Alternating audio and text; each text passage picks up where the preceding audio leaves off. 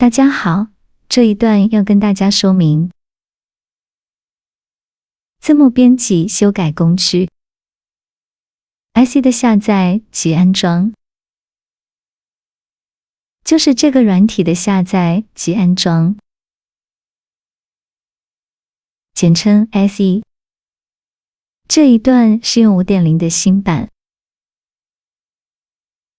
但是大部分的教學都是 3.x 版本或 4.0 版本，有的功能可能沒有，或者是找不到。如果說你是剛開始接觸，建議還是用 4.0 的版本。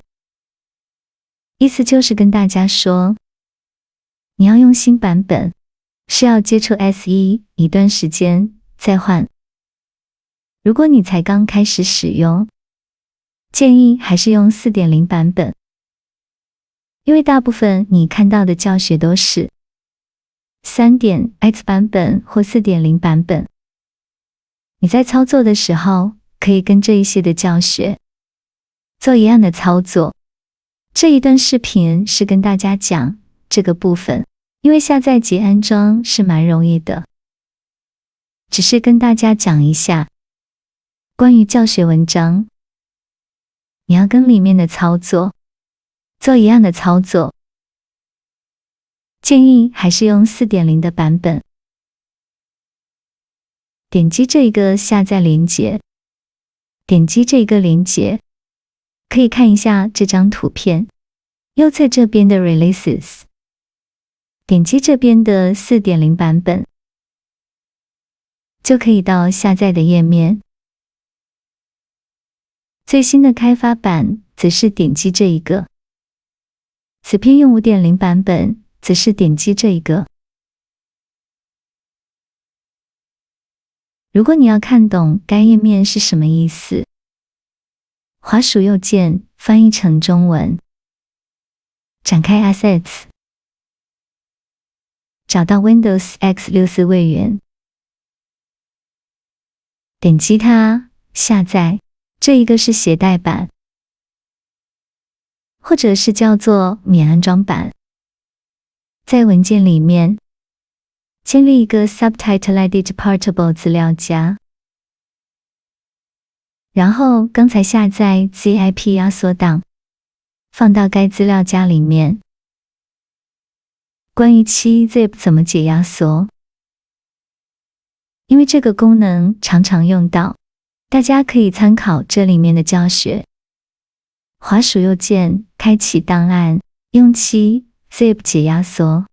然後在 SE 的 X 執行檔上面，滑鼠右鍵顯示其他選項，然後傳送到中面捷徑，放到右側的 Tools 資料夾裡面，然後在捷徑改名稱，在捷徑上面滑鼠右鍵重新命名，最後面加上這一串。有的時候太久沒有使用，那你看到這一串就知道 SE 這個軟體是有什麼用途。關於快速存取怎麼用，請大家參考這裡面的教學。假設遇到藍底白字這一個界面，點擊其他資訊，點擊人要執行。啟動 SE 之後，第一個它會問是否下載 FempEG， 點擊 Yes， 點擊 Options， 點擊選擇 UI 語言，切換到中文，點擊 OK， 點擊選項，點擊設置，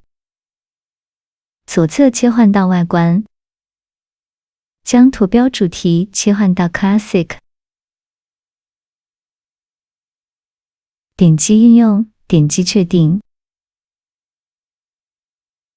好的，這一段說明就到這裡結束了，謝謝大家耐心觀看此段說明，支持我這一個頻道，記得按讚及訂閱。還有參與留言及贊助，謝謝大家。如何贊助我這一個頻道？你可以使用超級感謝或加入，任何賞錢都可以，感激您打賞的錢，謝謝。